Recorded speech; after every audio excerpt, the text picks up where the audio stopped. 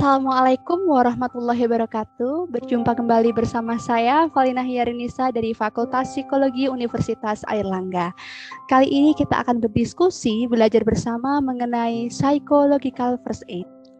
Psychological First Aid atau pertolongan pertama psikologis merupakan suatu rangkaian pendekatan yang digunakan untuk menguatkan kondisi mental masyarakat setelah terjadinya krisis.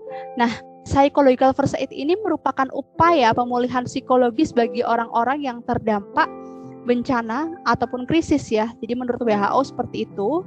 Sehingga kita juga bisa mendefinisikan krisis ini terjadi ketika seseorang dihadapkan pada insiden, kejadian atau peristiwa yang penuh tekanan yang dianggap luar biasa buat mereka.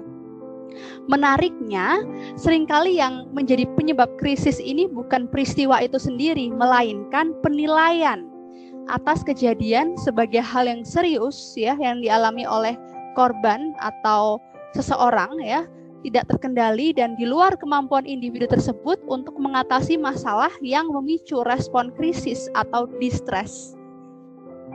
Nah, apa saja sih faktor seseorang bereaksi terhadap situasi krisis? Yang pertama adalah bentuk dan keparahan kejadian krisis yang dialami.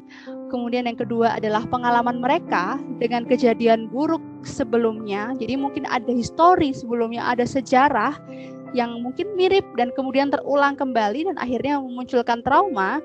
Kemudian dukungan yang mereka dapatkan dari orang lain dalam hidup mereka. Yang keempat adalah kesehatan fisik mereka. Yang kelima adalah riwayat kesehatan mental pribadi maupun anggota keluarga mereka.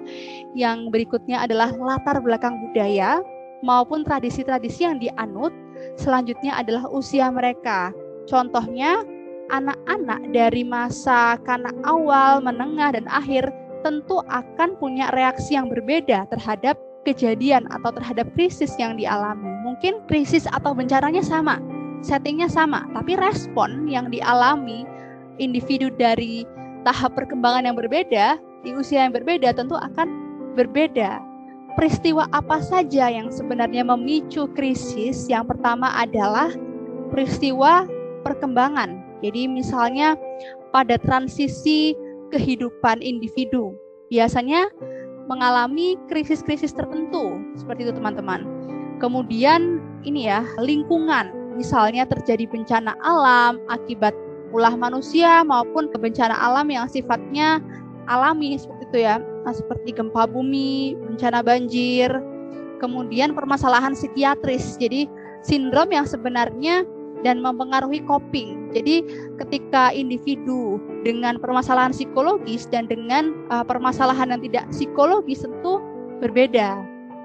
Baik, demikian materi yang bisa saya sampaikan pada sesi ini. Selamat belajar dan selamat berpraktek mengenai 3 prinsip Psychological First Aid. Sampai jumpa di episode berikutnya. Terima kasih. Assalamualaikum warahmatullahi wabarakatuh.